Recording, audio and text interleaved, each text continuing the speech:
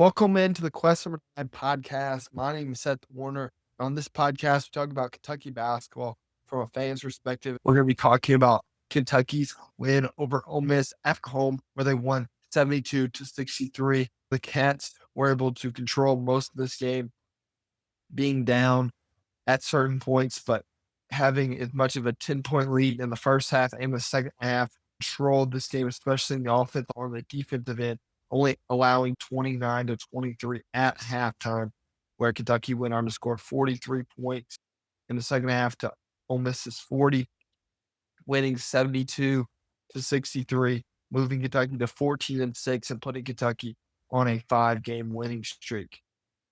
After starting 0 for 2 in the SEC and now being tied for second in the SEC with Arkansas and Florida being 1 game out of first place of Texas A&M. Arkansas will be coming up on Saturday. And for these games, Kentucky really has been able to stack some momentum. And in this Ole Miss game, they kind of came out a little drowsy with the storm being around the corner, being 11 o'clock tip-off. First 11 o'clock tip-off this year was originally scheduled as a noon game, but changed it to 11 o'clock, where Otega only had 4 points in the first half, but was really able to accelerate in the second half to 23 points. Colin Chandler had 12 points. Jasper Johnson had 11 points in 17 minutes, came out really strong as kind of that secondary scorer for the Cats coming off the bench, being 4 for 8, 3 for 6 from the field. One of 3 players in double figures for the Cats, allowing the Kentucky team to overcome their offensive struggles, shooting 30% from 3, 8 for 27, really struggling in the first half from the field, only shooting 36% from the field.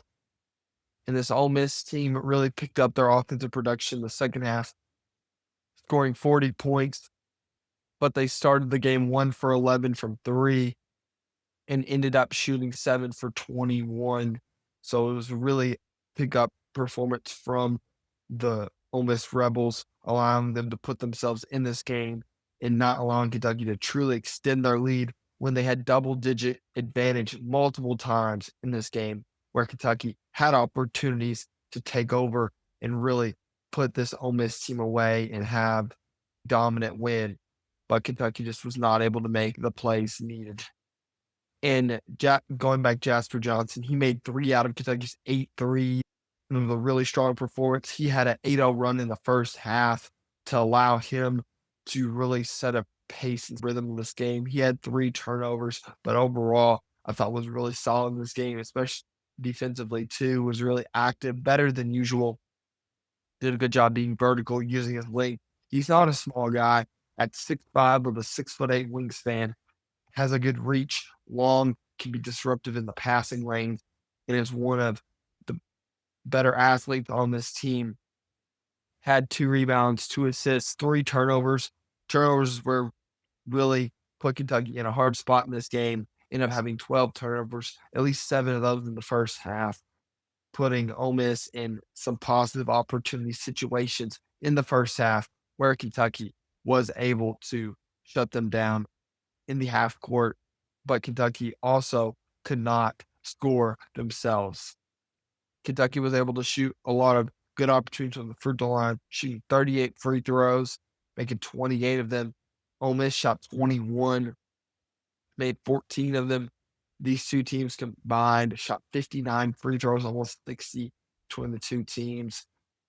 And Kentucky scored 20 of their 72 points from the free throw line. Ole Miss scored 14 of their 63. Kentucky was able to win the rebounding battle 45-43, having 14 offensive rebounds, losing the offensive rebounding battle by 3. Kentucky was able to overcome that. And with the turnovers, Ole Miss was able to have a lot more opportunities at scoring field goals, shooting 15 more attempts and making 3 more shots than Kentucky, having a couple sketchy calls early in the first half and in the second half that put Kentucky in some foul trouble, having 4 different guys have 3 fouls, and Mo Diabate had 4, Brandon Garrison had 3 in the first half. He was pretty solid in this game. Had 5 boards in 13 minutes. Didn't attempt a field goal, was physical, did a good job. Defensively, I thought protecting in our hedges. Thought we did a good job getting back on our hedges once we hedge on a ball screen coming out and trying to stop the ball and then being able to recover and not giving up too many easy layups or easy opportunities for the opposing team. Kentucky in this game had 9 players playing double-digit minutes. Trentno played 11 minutes. He was 1 for 2 from 3, had 2 boards, plays good defense. He's a guy that's going to chip in with some rebounds. He's just going to do the dirty work when called upon. Modi had 6 and 3. Was really efficient from the field, 2 for 3. 2 for 3 to the free throw line. In 20 minutes, him and Yelovich picked up their time, played 20 minutes. Yelovich played 22 minutes.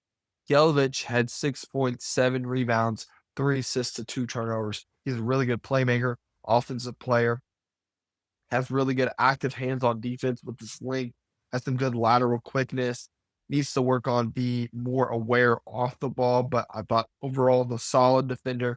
He's very much a plus offensive player, especially when he shoots the ball well, as he has made at least 1 3. Colin Chandler was not his most efficient game of the year, but was still a really high impact player on both ends. In 34 minutes, he had 12.7 rebounds, 1 assist, and 1 turnover. He went 2 for 10 from the field, 2 for 7 from 3, but was able to be really efficient, 6 for 6 from the free throw line, and was one of Kentucky's steady hands in the first half. When Ortega Owe picked up 2 quick fouls in about the first 7 to 5 minutes of the game. This was also supposed to be the Travis Perry return game. He only ended up playing 10 minutes for this team. He went 0 for 3 from the field, airballed the first shot of the game, just really was not in rhythm and really was not in a groove, only played 10 minutes. AJ Storr, coming off the bench, played 28 minutes for this Ole Miss team. He was their leading scorer. He had 20 points, 6 for 14 from the field, 1 for 2 from 3, and 7 for 10 from the free throw line, 4 rebounds, 3 turnovers. And there were only 2 guys on this team that had double figures. They combined for 36 of Ole Miss's 63 points. And AJ and Malik Day, both those guys, like I said, combined for most of their production. AJ Storr's averaging 18 points in SEC play right now and has had a really strong performance early on in SEC play. And that was Kentucky's 5th straight win, like we talked about. But Kentucky's now going to have to move on to Tuesday night. They're going on the road to Nashville to play against a Vandy team that's lost 3 out of their last 4, coming off a very revengeful, felt like, win over Mississippi State, winning 88-56, dominating that game, but losing by 16 to Texas, losing by 4 to Florida, losing by 25 on the road at Arkansas.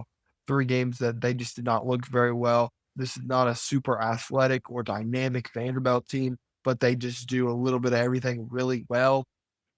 They're not super big, but Tyler Tanner is their leading scorer. He's averaging 17 points.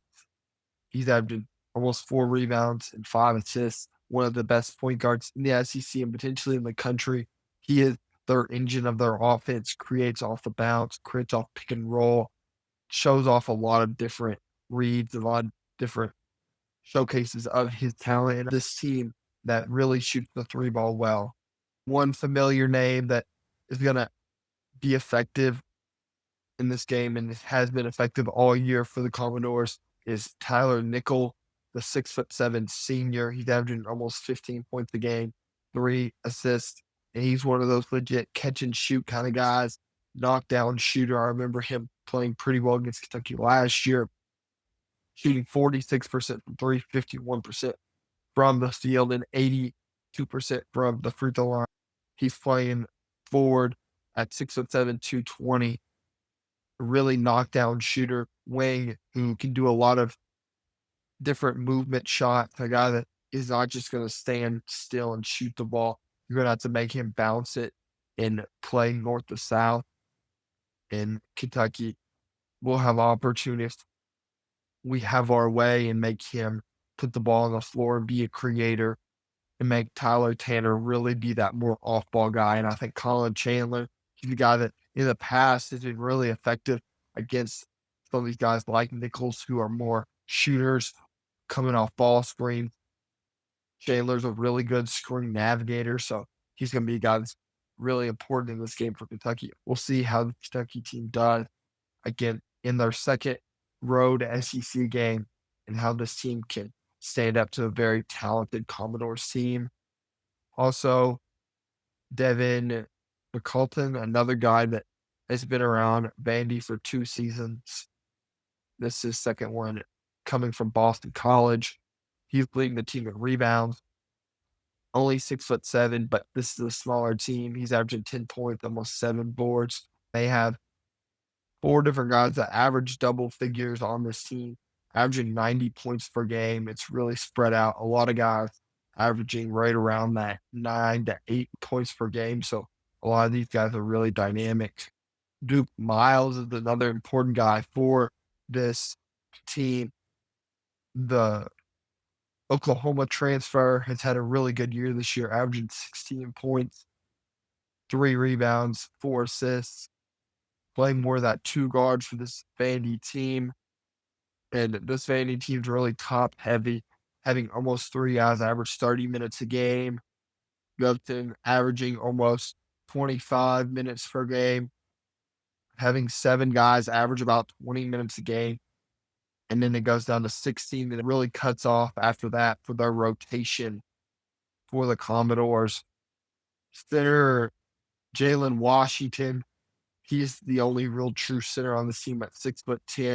Outside of him, anyone else with any size over 6'8", 6'9", averaging like 2 minutes a game. So realistically, he's our only true big with size, and he's going to play 20 minutes. But overall, this team lacks some size, physicality, athleticism, like typical Vanderbilt teams. So I think Kentucky could take advantage of that. The Otega Oways, some Modi Abate, Colin Chandler, using their shot and getting downhill with their speed and athleticism. I think that's going to be the best way that Kentucky can take advantage. And Kentucky needs to use their size on the glass. We have size on them in the interior, in our guards. So our league hopefully could bother them. But overall, I think Kentucky just needs to execute offensively and defensively, just play how they've been playing, being one of the better defensive teams in the SEC, and understand that this Vanderbilt team is going to try to run a lot of pick and roll. They're going to try to create laps for those shooters, try to stay home and understand rotations and be there for a tight closeout on some of these really good Vanderbilt shooters. And that's all from the Quest Number 9 podcast. My name is Seth Warner. If you like this content, please like and subscribe. And you can find me at Quest Number 9 on Instagram and Twitter to stay up to date for all my new episodes. I post them on there, and I will see you next time. Go Cats.